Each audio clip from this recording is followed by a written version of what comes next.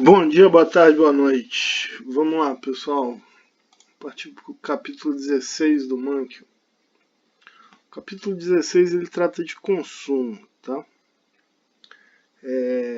O Smith pontuava que o consumo é a única finalidade e o único propósito da produção. Então, extremamente, embora a gente veja o consumo, a gente viu lá nos capítulos iniciais que o consumo é um grande componente, né, da demanda, certo? É um dos maiores componentes. O consumo das famílias é um dos maiores componentes da demanda. Ele pode responder até 2/3 da demanda total. Consumo é uma variável, a soma agregada dos consumos quando a gente fala consumo, né, a gente está falando do consumo das famílias. Então, cada família vai tomar a sua decisão de consumo, tá? E a gente vai olhar para isso a nível agregado.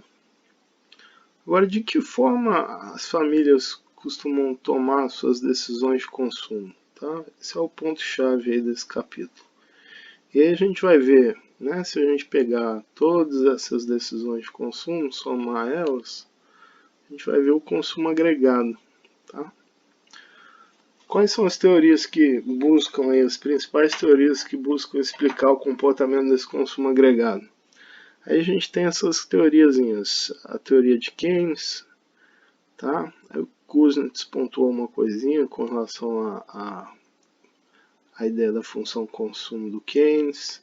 A gente tem a teoria do comportamento do consumidor do Fisher, teoria do ciclo de vida de Modigliani, hipótese de renda permanente do Friedman, teoria do passeio aleatório do Hall e a teoria do comportamental do Leibson. Vamos ver aí cada uma dessas teorias, tá? A primeira delas é a ideia básica aí do Keynes, tá? O que o Keynes pontuou? Olha, a propensão marginal é consumir, né? Criou duas variáveis chaves aí,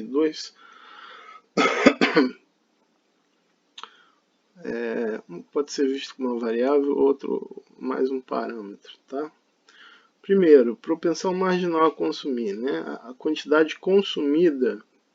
O que implica essa ideia, essa hipótese aí do Keynes da propensão marginal, da existência de uma propensão marginal a consumir, né? Ela implica que a quantidade consumida com uma unidade de moeda adicional a título de renda, tá, se situa entre 0 e 1. E a propensão média a consumir diz para a gente que a proporção do consumo com relação à renda diminui conforme a renda aumenta. Tá? A taxa de juros não tinha muita influência aí sobre o papel do consumo para a teoria keynesiana. Tá? Então a função consumo basicamente, tá, é dada por isso daqui. A gente tem um componente autônomo de consumo mais um parâmetrozinho C que multiplica a renda. Tá? Esse consumo autônomo é positivo e aqui vem o Czinho, aqui é a ideia da propensão marginal a consumir. Se a gente derivar aqui a função consumo com relação à renda, né, aparece o meu Czinho, que dá uma ideia justamente de quanto cresce o consumo com relação à renda. Tá? Para uma unidade adicional de renda, enquanto vai crescer o consumo. Essa é essa propensão marginal a consumir. Propensão média a consumir do Keynes, né, vai ser essa função consumo dividido por y. Tá? Então vai ser o C barra, divide tudo isso aqui por y. A gente vai ter C barra dividido por y mais o Czinho, que é a propensão marginal a consumir. Tá? Daqui vocês notam o seguinte, que conforme a renda aumenta, isso daqui está constante, tá? Então esse parâmetro aqui, conforme a renda, no limite, conforme a renda for tendendo para o infinito, for crescendo demasiadamente, isso daqui vai para zero e a propensão média a consumir vai ser uma constantezinha C. Tá? Essa ideia do Keynes se mostrou uma boa teoria, tá? E no início, né, dada a limitação de dados e evidências, ela se mostrou como uma boa teoria e com boa aderência aos dados. Então os dados estavam amarradinhos com essa ideiazinha do Keynes, tá? Então essa é a ideia básica. Se a gente for colocar essa ideia num gráfico, a gente vai ter aqui o consumo autônomo, ele é positivo, maior do que zero, tá? E a gente tem a função consumo aqui. Qual é a ideia aqui da propensão marginal a consumir? Para uma unidade adicional de renda, eu vou consumir isso daqui, tá? Se eu pego uma unidade a mais de renda aqui, essa daqui vai ser a minha propensão marginal a consumir. Se eu pego mais uma unidadezinha aqui de renda, essa daqui vai ser a minha propensão marginal a consumir, tá?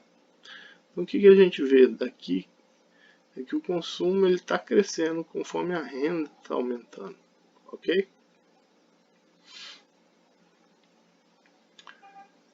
Aí aparece o Kuznets, tá? E lança uma questão importante, tá? Essa questão aí está basicamente calcada aí no que a gente chama de paradoxo da parcimônia ou estagnação secular. O que é isso? Conforme a renda das economias for crescendo, a propensão marginal a consumir vai elevar a poupança, tá? E vai gerar uma queda na demanda agregada, o que vai fazer com que a produção decline indefinidamente, entrando numa estagnação secular. Tá? Isso aqui a gente pode amarrar isso daqui com base no modelo de crescimento do solo. O que está acontecendo? Como a gente tem uma propensãozinha marginal lá, um Czinho, como a propensão marginal a consumir está entre 0 e 1, certo? A gente vai ter um Szinho que vai ser uma propensão marginal a poupar. Se esse Czinho, o que acontece? Qual é a ideia aí do modelo de crescimento do solo? Precisa haver poupança, tá? Para que haja crescimento. No limite, se a gente imaginar que a poupança é máxima, você vai ter muito crescimento, tá? Mas um consumo bem baixo. Isso aí, essa ideia toda do modelo de crescimento do solo, ela destoa bastante da hipótese da função consumo, da hipótese da produtividade marginal do Keynes, ok? O Kuznets, ele montou uma base de dados, tá? Simon Kuznets foi um economista aí, que trabalhou com várias questões interessantes, tá? Tem a hipótese de Kuznets, da curva de U invertido, né? Associando desigualdade e renda. O Kuznets, ele construiu, ele reuniu dados agregados, tá? Sobre consumo e renda, que se reportavam a 1869. Então, a base de dados relativamente extensa, tá? Um olhar para trás dela era bem grande. O span de dados era enorme aqui para a época. O Kuznets consolidou esses dados na década de 40 e mais tarde ganhou o prêmio Nobel aí por conta desse trabalho e de outras contribuições, tá? O que ele viu aí quando ele analisou aí os dados de consumo e de renda, tá? Ele descobriu que a proporção entre consumo e renda era extraordinariamente estável. Então a propensão média a consumir era constante, de uma década para outra. Ou seja, em longos períodos de tempo, a propensão média a consumir era constante, tá? Apesar dos grandes crescimentos na renda durante o período que ele havia estudado. Então a renda estava crescendo muito, mas o consumo sobre a renda, a propensão média a consumir, não estava, se mantinha constante no longo prazo. Tá? Então essa conjectura aí de Keynes de que a propensão média a consumir diminuiria à medida que a renda se elevasse, não tinha muita sustentação quando a gente olhava para dados com um span de dados longo, tá? Se a gente for tentar colocar essa ideia no gráfico, o que acontece é o seguinte, essa daqui seria a função consumo de curto prazo, tá? Com uma propensão marginal a consumir decrescente, que era a ideia de Keynes. E no longo prazo a gente tinha essa propensão média, que é a propensão marginal a consumir constante, tá?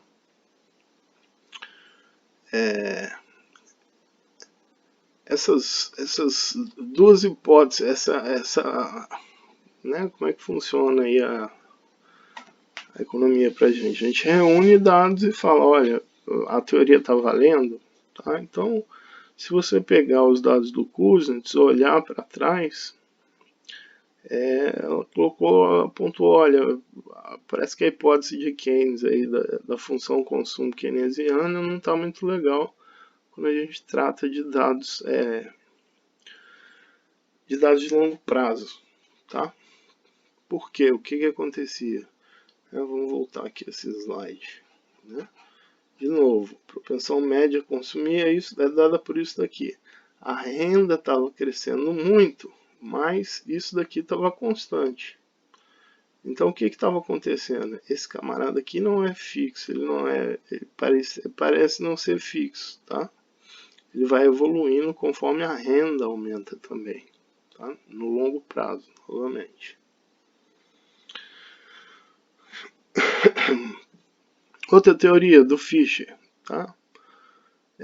O Fischer pontuava que o consumidor é racional e que ele olhava para o futuro para tomar as decisões de consumo e poupança. Tá? Ele embasa essas decisões de consumo e de poupança na restrição orçamentária intertemporal dele. Tá? Então ele olha para uma restrição intertemporal com mais de um período. Ele não olha só para o presente, ele olha para o futuro também. Vamos ver qual é essa ideiazinha básica aí da restrição intertemporal do Fischer. Então, pega um consumidor que vive por 2 períodos, tá? Pode ser a juventude e a velhice dele. Tá? Ele ganha uma renda Y1 e consome C1 no primeiro período. E ganha uma renda Y2 e consome C2 no segundo período. Esse indivíduo pode recorrer a empréstimos e poupar. Então o consumo, tá? Essa poupança dele vai ser remunerada. O consumo em qualquer período individual pode ser maior ou menor do que a renda correspondente ao período. Tá? Então, se eu quiser consumir mais do que a minha renda no primeiro período, eu só preciso tomar um empréstimo, que eu vou conseguir consumir mais do que a renda. Tá? No primeiro período, a poupança, o S, é igual a renda menos consumo. Tá? Então, o que ele poupa vai ser o que ele ganha menos do que ele consome. No segundo período, é igual à poupança acumulada, incluindo os juros recebidos sobre essa poupança, que a gente vai chamar de R, acrescido da renda relativa ao segundo período. Então, o consumo do indivíduo no período 2 vai ser igual a 1 mais R, a remuneração da poupança, mais a renda dele. Então, se o cara gerou alguma poupança aqui, o que vai acontecer? Ele vai poder consumir mais. Se ele gerou alguma poupança no primeiro período, ele vai poder consumir mais. Tá? Se o consumo for maior do que a renda, o que vai acontecer?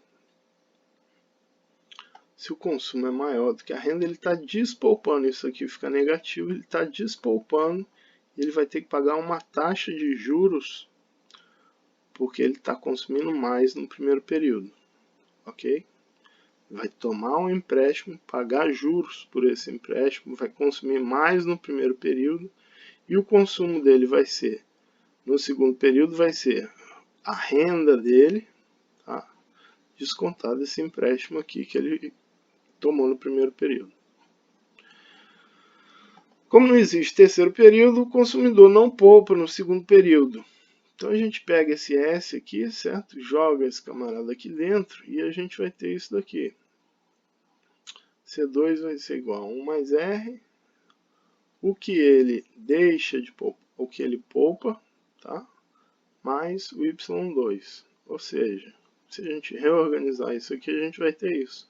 O consumo no primeiro período mais o consumo no segundo período descontado vai ser igual à renda do primeiro período mais a renda do segundo período descontada. Ok? Essa ideia dá uma restrição orçamentária intertemporal. Aqui a gente tem consumo no segundo período e aqui a gente tem consumo no primeiro período. Então o indivíduo vai escolher essas decisões de consumo dele com base nessa restrição orçamentária intertemporal. Tá? Nota que se eu consumo menos do que a minha renda, tá? Minha renda no período 1 é essa aqui, se eu consumo menos do que a minha renda, eu estou poupando, ok? Estou numa região onde eu vou poupar, e o meu consumo no segundo período vai ser maior do que a minha renda. Por quê? Eu vou consumir toda a minha renda no segundo período, mais do que eu poupei e que foi remunerado no primeiro período. Tá? Se eu consumo mais do que minha renda, tá? No primeiro período, por exemplo, se eu consumo aqui C1, eu vou ter que consumir menos no segundo período. Por quê? Eu vou ter que pagar um empréstimo que eu realizei no primeiro período para ampliar esse consumo aqui, além da minha renda. Ok? O Fischer ele também incorpora aí a ideia das preferências, tá, do consumidor. É um conceitozinho básico que a gente vê em micro. Quanto mais afastada da origem, maior satisfação aqui do consumidor. Tá? Então ele vai preferir uma curva de indiferença mais afastada e pontos ao longo dessa curva de indiferença aqui serão indiferentes para esse consumidor. Ok?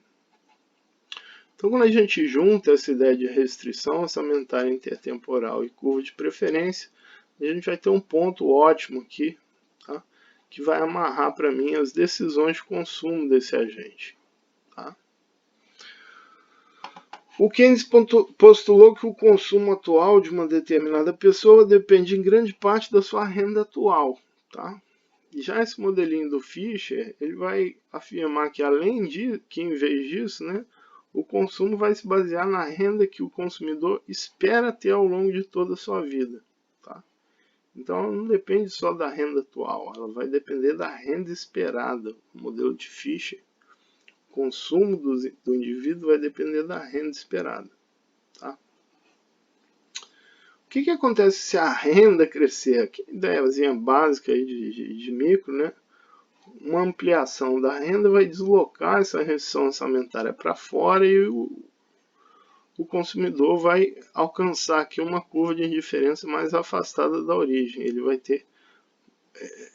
manter aqui uma razão entre C1 e C2, tá? Com esse aumento da renda, ele vai consumir mais do bem 2, mais no período 2 e mais no período 1 também, ok?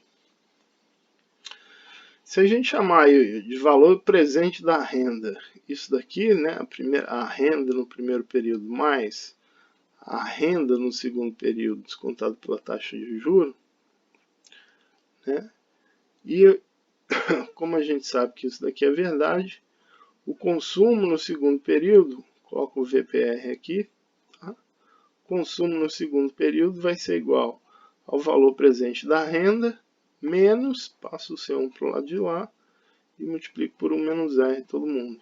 Vai ser o valor presente da renda, 1 mais R, o valor presente da renda, menos 1 mais R, o consumo no primeiro período. Tudo bem? A gente tem, se ocorrer aqui, isso daqui é o que vai acontecer aqui, né? Caso o que vai acontecer aqui no segundo período se a renda crescer, tá?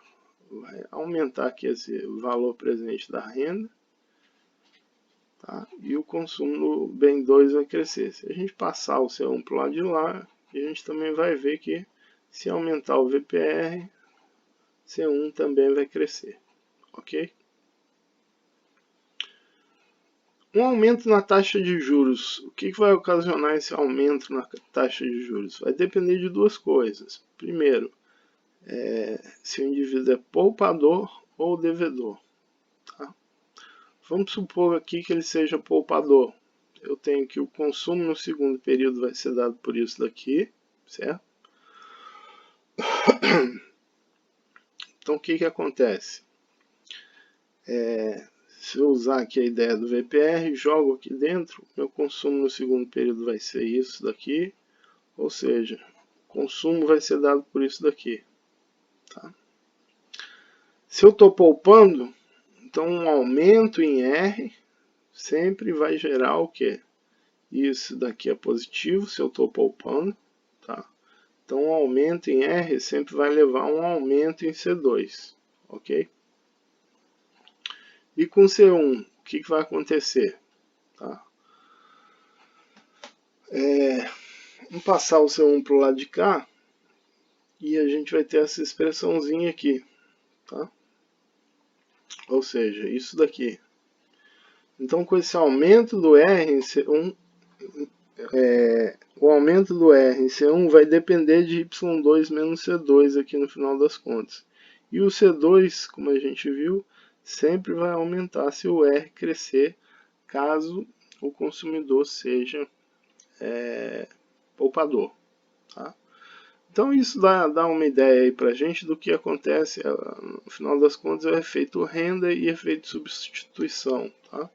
Tem dois efeitos aqui que vão influenciar aqui o papel, o consumo no primeiro período.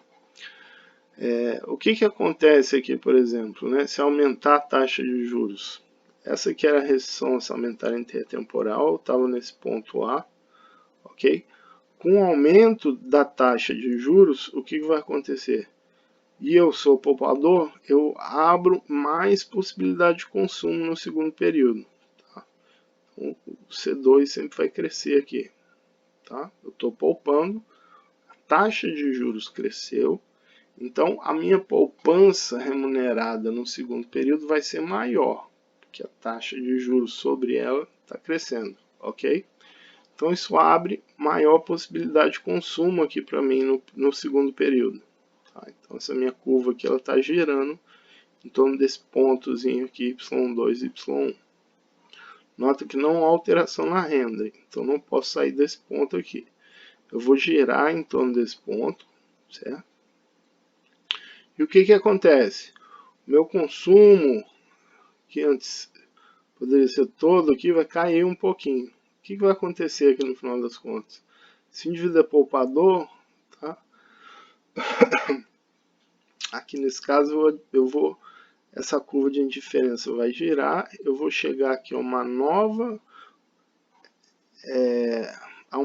curva de indiferença, onde eu vou aumentar o meu consumo e vou consumo no segundo período e vou reduzir o consumo no primeiro período, ok? Então a gente sai aqui do ponto A para o ponto B.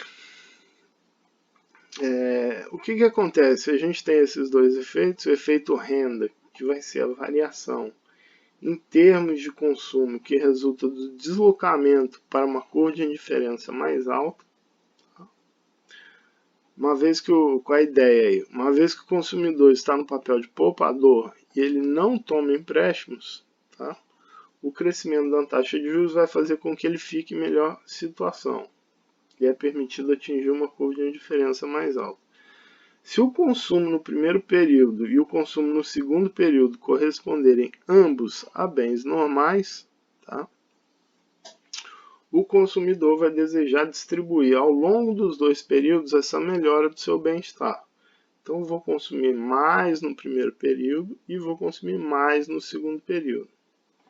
Esse efeito sobre a renda tende a fazer com que o consumidor passe a desejar uma maior quantidade de consumo em ambos os períodos.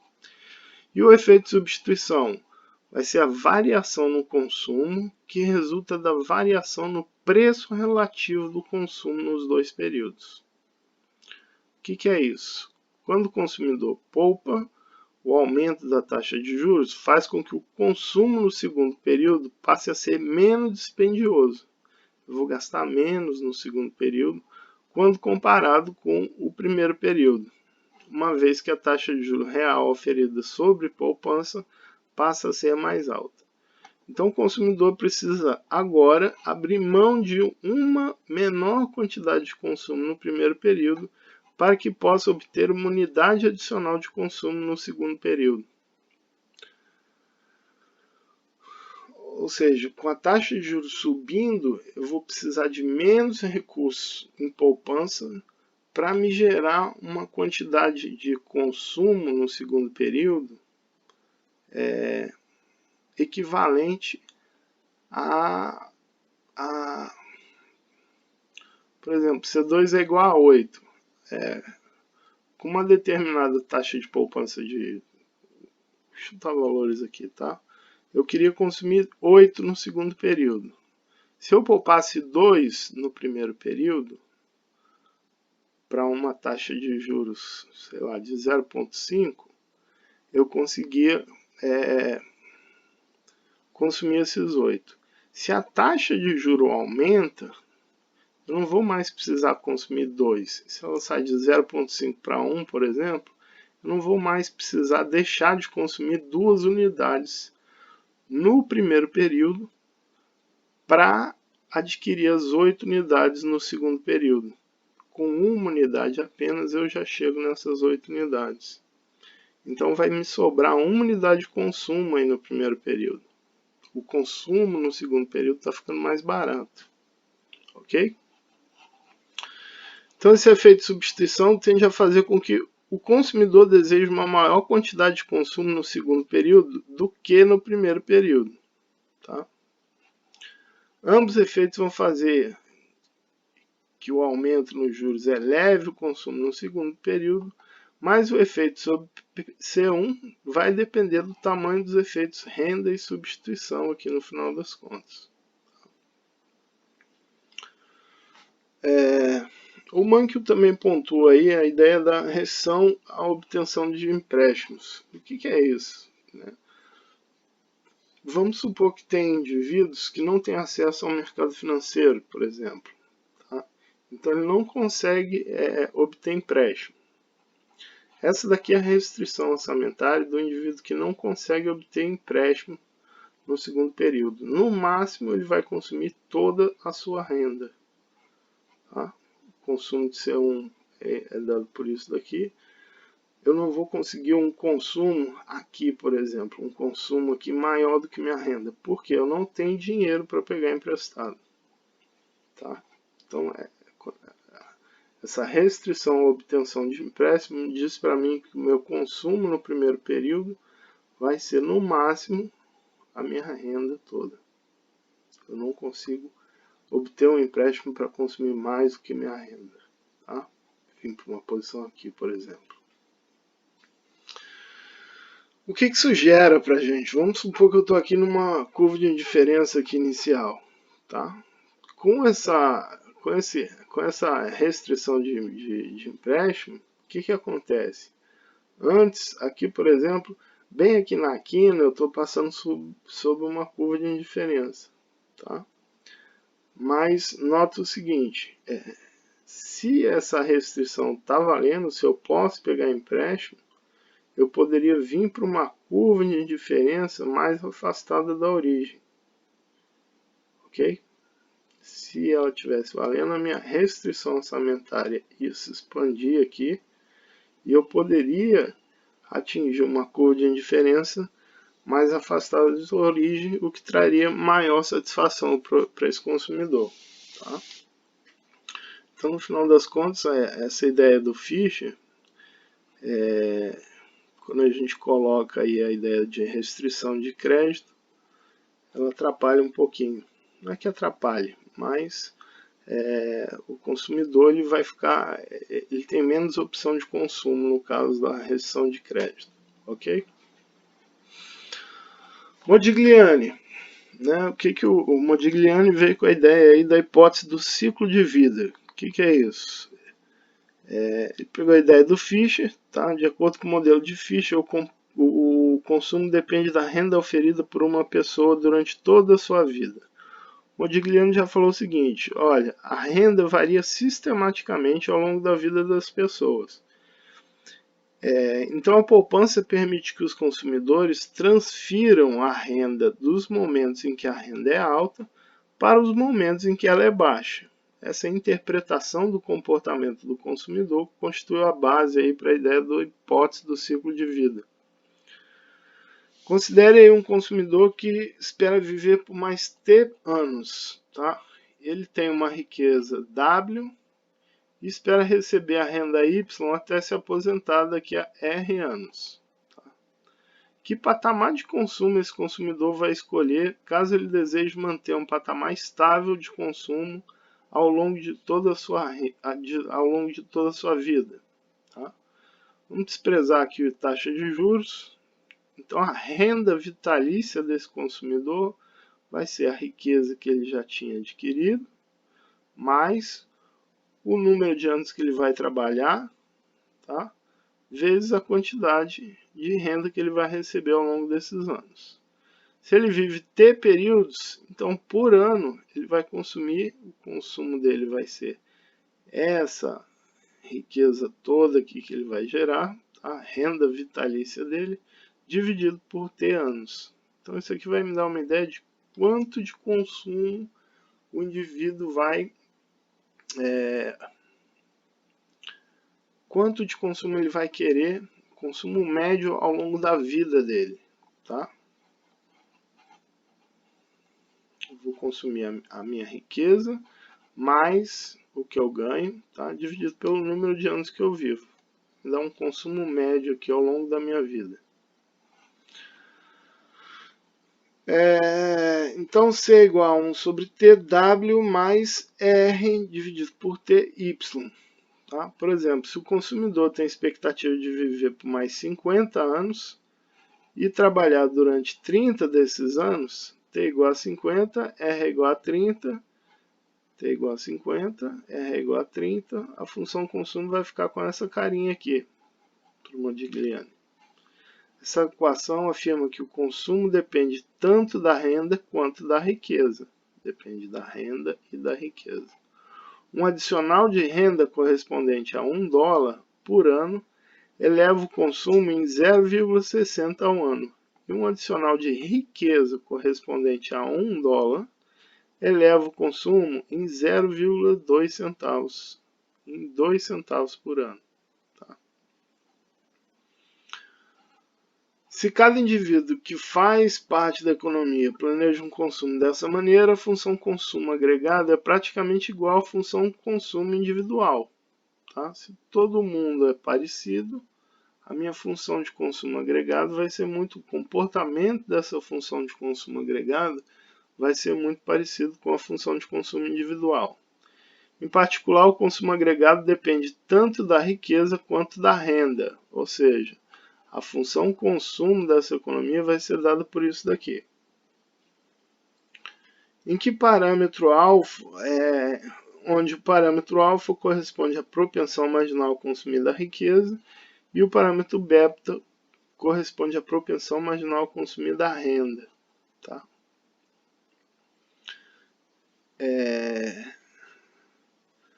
Então essa aqui é a ideiazinha básica. Se a gente for colocar essa ideia num gráfico, a gente tem que o consumo vai ser dado por isso daqui e a gente vai ter uma unidade adicional de renda, vai me trazer um betazinho aqui de consumo. Ok? Note que essa ideia parece um pouquinho aí com a ideia de Keynes, tá? Propensão média do Keynes, né? C sobre Y vai ser igual a alfa, W sobre Y mais o beta aqui, tá? Uma vez que a riqueza não varia proporcionalmente à renda, isso daqui é relativamente fixo, de pessoa para pessoa e de ano para ano, quando verificamos dados entre os indivíduos ao longo de períodos curtos de tempo, devemos constatar que um alto patamar de renda corresponde a uma baixa propensão média a consumir. Alta renda gera uma baixa propensão média a consumir. Esse camarada aqui é alto, então isso tudo aqui fica baixo.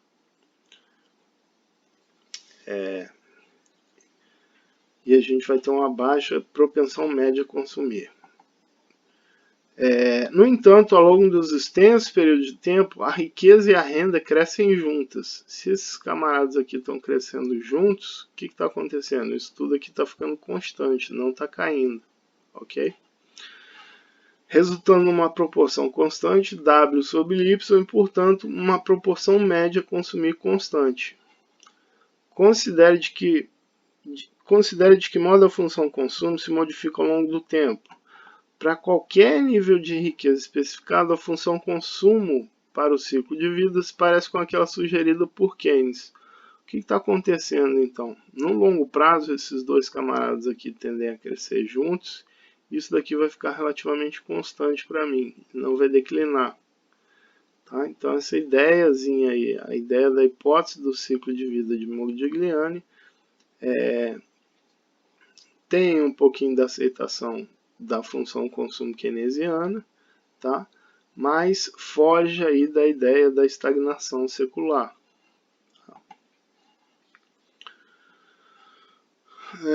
Essa função se mantém verdadeira no curto prazo, quando a riqueza é constante. No longo prazo, à medida que a riqueza cresce, a função consumo se desloca em sentido ascendente. Esse deslocamento ascendente evita que a propensão média a consumir caia à medida que a renda aumente.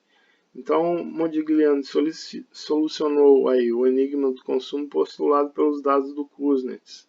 Tá? E ainda teve uma teoria aí condizente com a ideiazinha da teoria de Keynes para curto prazo. Ok?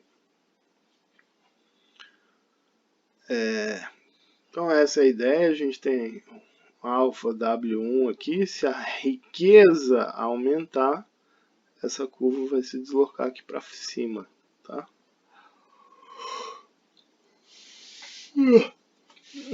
Perdão. Como a mudança na riqueza desloca a função consumo, então vai deslocar aqui para cima. Só voltar aqui para o gráfico, se esse W está crescendo, certo? Isso aqui é um coeficiente, isso daqui é um coeficiente linear, tá? Beta vai ser o coeficiente angular. Se o W está crescendo, esse coeficiente linear aqui está subindo. Consumo, renda e riqueza ao longo do ciclo de vida. Qual a ideia então? A riqueza do indivíduo ela vai aumentando durante o período que ele começa, que ele está trabalhando, tá? Tesão aqui vai ser toda a vida dele. R vai ser os anos que ele entra em aposentadoria. Tá? Então, qual a ideia aqui? Essa daqui vai ser a renda dele. Ele trabalha, vai sendo remunerado pelo trabalho dele, se aposenta, deixa de ter renda, tá? Mas ele continua consumindo por conta do quê? Da poupança que ele gerou aqui. Então o consumo dele é esse daqui. E essa linhazinha aqui vai ser o consumo dele ao longo do tempo. Nota que o consumo é constante. Ele gera uma poupança aqui e depois despolpa aqui no final, onde ele para de trabalhar. Tá? Então essa é a ideia básica aí do ciclo de vida de Modigliani. Friedman e a hipótese da renda permanente. Tá? Ela complementa essa hipótese a hipótese da renda permanente de Friedman. A gente costuma dizer que ela complementa a hipótese do ciclo de vida de Modigliani. Ela parte da teoria do Fischer para argumentar que o consumo não deve depender exclusivamente da renda atual. Tá? Então, sai um pouco da ideia do Keynes, de que só a renda atual aqui é interessante, né? Mas diferente da hipótese do ciclo de vida, ele que enfatiza que a renda segue um padrão regular ao longo do tempo de vida da pessoa, a hipótese da renda permanente enfatiza que as pessoas passam por variações aleatórias e temporárias em sua renda de ano para ano. Então, Friedman particiona a renda atual em dois componentes. Um permanente, que se espera persistir no futuro, e outro transitório, que é apenas um desvio temporário e aleatório em relação à média.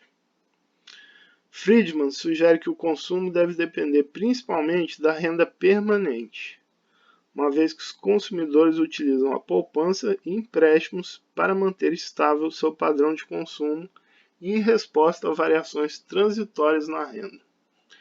Então, o consumo do indivíduo para o Friedman, tá, é uma fração da renda permanente dele e não da renda atual. Tá? Ele vai consumir uma fração do que ele espera ganhar, do que ele chama aqui de renda permanente.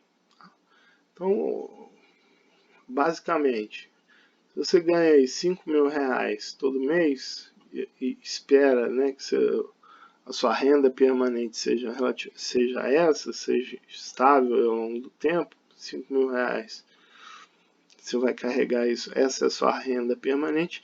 Se você tiver um ganhozinho adicional aqui, ganhei R$1.000 num investimento que eu fiz, ou aqui, investimento nem entra aqui, mas algum freela que você pegou um trabalho aí por fora, ganhou mais um trocado aqui, aconteceu alguma desgraça aí, teve que desbancar aqui um pouquinho, o seu consumo ele vai estar baseado nesses 5 mil reais e não nesses ganhos e perdas transitórias que você vai, né, ter ao longo aqui da sua vida. Tranquilo? Essa hipótesezinha da renda permanente soluciona também o enigma relacionado ao consumo, tá? Pelo fato de sugerir que a função consumo keynesiana tradicional utiliza as variáveis equivocadas. Então, Friedman falava, olha, Keynes, infelizmente, estava olhando para a renda atual e não para a renda permanente, né? De acordo com a hipótese da renda permanente, o consumo vai depender da renda permanente. Entretanto, muitos estudos que tratam função consumo tentam estabelecer uma relação entre consumo e renda atual. O Friedman argumenta que esse problema dos erros nas variáveis explica as descobertas aparentemente contraditórias. Se a gente usar aí a hipótese do Friedman, a propensão média a consumir passa a ser dada por isso daqui. Tá? A propensão média a consumir vai ser o C sobre Y, ou seja, alfa YP sobre Y. Então, a propensão média a consumir vai depender da proporção entre renda permanente e renda atual. Quando a renda atual cresce temporariamente para um valor acima da renda permanente, a propensão média a consumir temporariamente diminui. Então, se a renda atual cresce acima da renda permanente, se entram recursos adicionais aqui com relação à renda permanente, a propensão média a consumir cai. Tá? Isso daqui aumenta, isso daqui cai. Quando a renda corrente decresce temporariamente para o nível inferior à renda permanente, a propensão média a consumir temporariamente aumenta. Tá? Então, se a minha renda atual é menor do que a minha renda permanente, esse camarada todo aqui cresce. Ou seja, o meu consumo com relação à minha renda está crescendo. Isso aqui dá uma ideia para a gente de quando entrar dinheiro adicional à renda permanente, tá? Recursos adicionais à renda permanente, o indivíduo vai poupar, e quando entrar recursos que jogarem aqui a renda atual para baixo da renda permanente, o indivíduo vai despoupar. Tá? Nota que esse processo aqui não depende do ciclo de vida de Modigliani, tá? E sim de quando estão entrando recursos adicionais aqui com relação à renda permanente. A gente tem outra hipótese do Hall. Robert Hall diz que o consumo, no final das contas, acaba sendo um passeio aleatório. Tá? As variações no consumo refletem surpresas sobre a renda ao longo da vida. Então, se o consumidor utiliza toda a informação disponível da melhor maneira possível, eles só devem ser surpreendidos por eventos que sejam inteiramente imprevisíveis. Então, portanto, variações em seus patamares de consumo deveriam ser também imprevisíveis.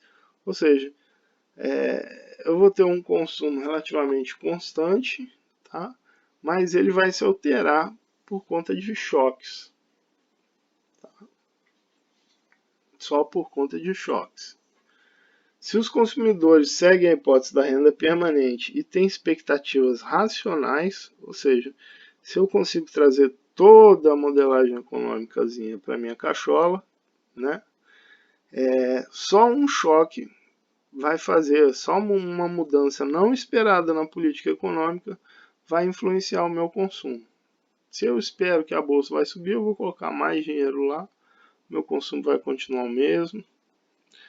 Eu consigo trazer diversas informações, o meu consumo ele vai ser baseado nas minhas expectativas. Tá? Então eu preciso de algo que frustre as minhas expectativas para alterar esse meu padrão de consumo. Tá? Essas mudanças na política econômica, então, passam a ter efeito quando modificam as expectativas. Então, alterações na política econômica vão alterar minhas expectativas e podem alterar aí o meu padrão de consumo. Tá? Essa alteração na política econômica tem que ser inesperada.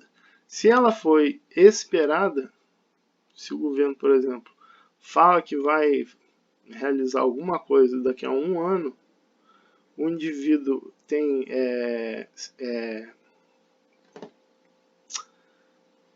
ele tem expectativas racionais, então ele vai internalizar essa ideia da política econômica que vai ser colocada em prática daqui a um ano e vai tomar proveito disso, de modo que o consumo dele não vai se alterar tanto. Então só um choque aí pode alterar, gerar alterações aí no padrão de consumo para os indivíduos. Tá? Essa é a ideia do Hall.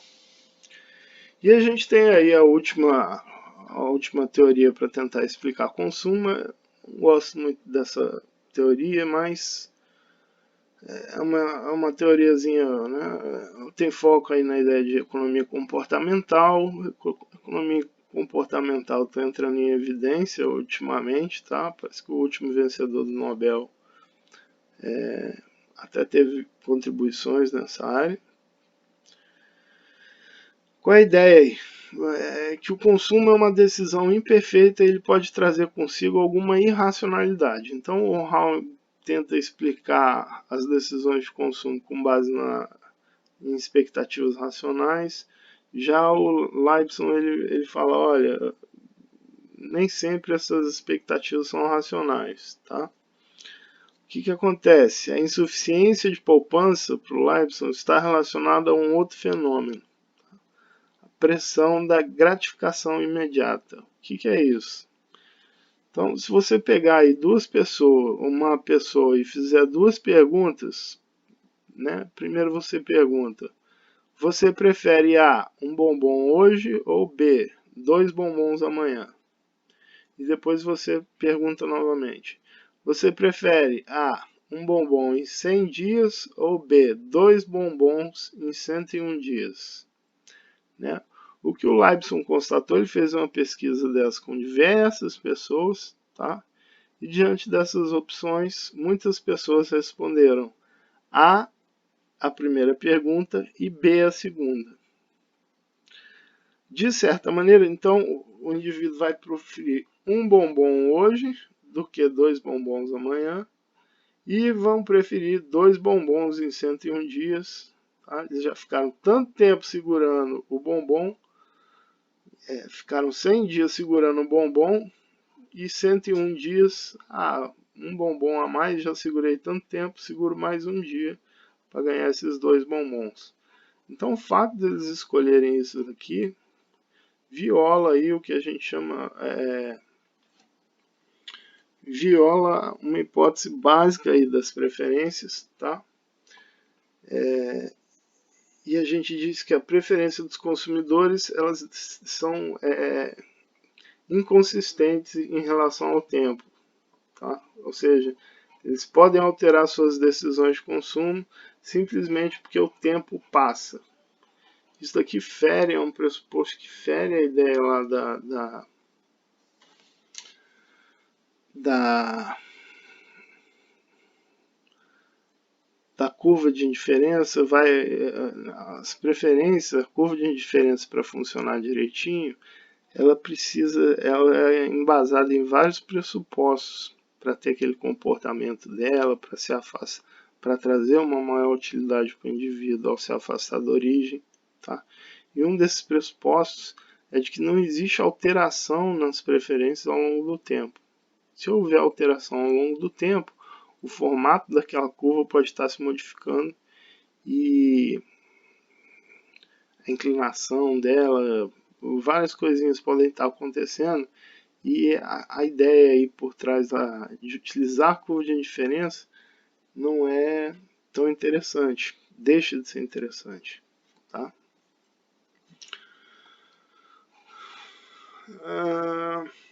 Então, basicamente o que a gente tem é isso, tá? Vimos aí a obra de 6 preeminentes economistas e apresentamos uma progressão dos pontos de vista sobre o comportamento do consumidor. O Keynes propôs que o consumo depende em grande parte da renda atual. Ele surgiu uma função consumo com essa carinha aí, onde o consumo é função da renda atual.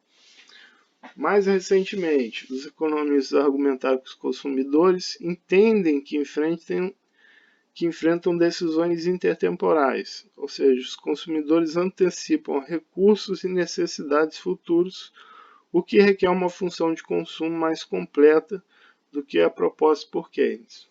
Os trabalhos recentes, em vez disso, vão sugerir que o consumo é uma função da renda atual, da riqueza, da renda futura esperada e da taxa de juros. Em outras palavras, a renda atual é apenas um determinante do consumo agregado. Tá? Os economistas continuam a debater sobre a importância desses determinantes do consumo.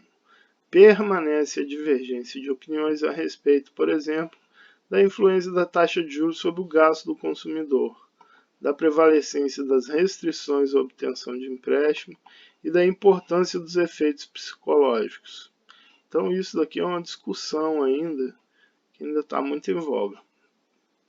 Os economistas às vezes divergem de opinião quanto à política econômica pelo fato de pressuporem diferentes funções de consumo.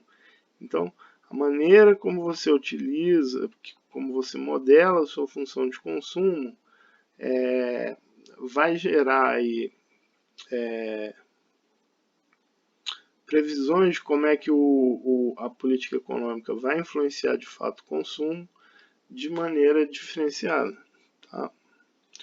Debate sobre os efeitos do endividamento do governo, por exemplo, é em parte um debate sobre os determinantes do gasto do consumidor. O papel fundamental do consumo na avaliação da política econômica, com certeza, vai manter o interesse dos economistas pelo estudo do comportamento do consumidor por muitos e muitos anos. E a gente tem um resuminho básico aí, tá? Dê uma olhadazinha no slide lá. Essa é a ideia aí do capítulo 16, ok, pessoal?